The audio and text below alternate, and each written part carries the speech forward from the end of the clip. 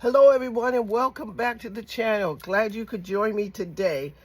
I had to go out. If you watched my previous video, and you really should watch that one, it was really good. I'll hook it down below so you could see it. I had to go out and get some more paint. If you know that I am currently staining my back fence, wood fence, and it's about that time. So I'm doing that, having so much issues doing that, but I'm getting it done. So while I ran out to do that, I passed by Ollies, and I said, let me go on to Ollies and see what they have.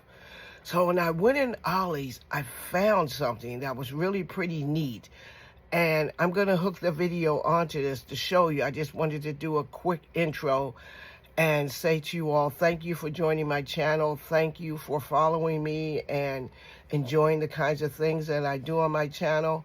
I appreciate you all.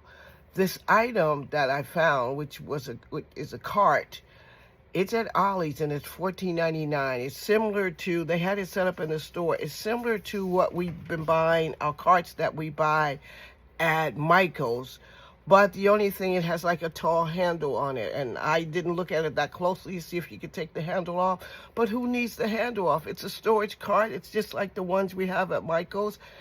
And it's $14.99. Take a look.